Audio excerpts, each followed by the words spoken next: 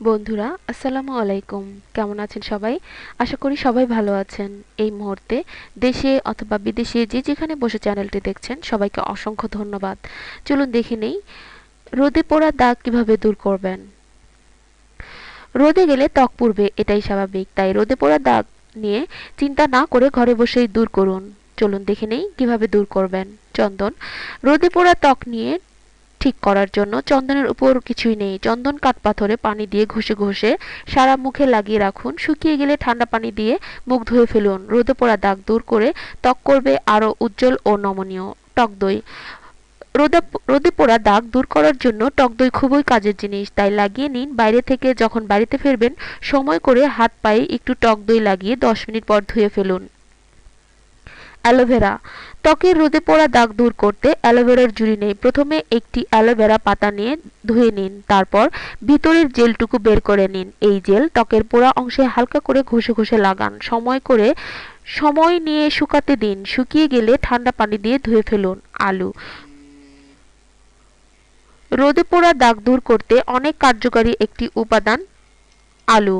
খুব ভালো করে ব্লেন্ড করে তরল পেস্টের মতো তৈরি করুন। এরপর এই পেস্টটি লাগান ত্বকের পোড়া দাগের উপরে। 20 থেকে 25 মিনিট পর ঠান্ডা পানি দিয়ে ধুয়ে ফেলুন।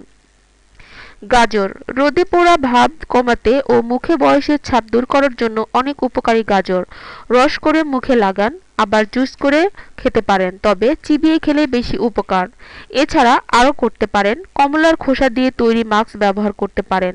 চিনি, লেবু, চালের গুঁড়া সামান্য মধুর সঙ্গে মিশিয়ে অন্তত 2 দিন পর পর বাসায় নিজেই স্ক্রাবিং করতে পারেন। এতে ত্বকের গভীর থেকে ময়লা বের হয়ে আসবে। খুব ভালো ন্যাচারাল স্ক্রাবার হিসেবে কাজ করবে।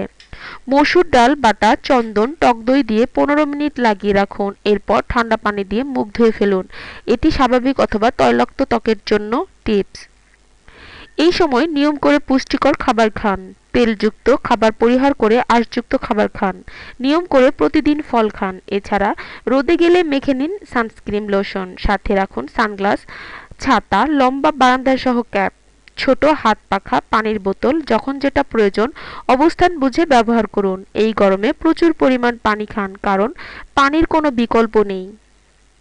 বন্ধুরা, এটুকুই ছিল আমাদের আয়োজন। আমাদের এই আয়োজন শুধুমাত্র আপনাদের জন্য।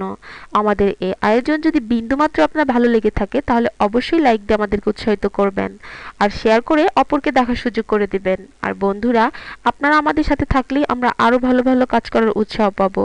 তাই আমাদের সাথে থাকুন। প্লিজ আমাদের চ্যানেলটি সাবস্ক্রাইব করুন। ভালো থাকবেন সবাই। আসসালামু আলাইকুম।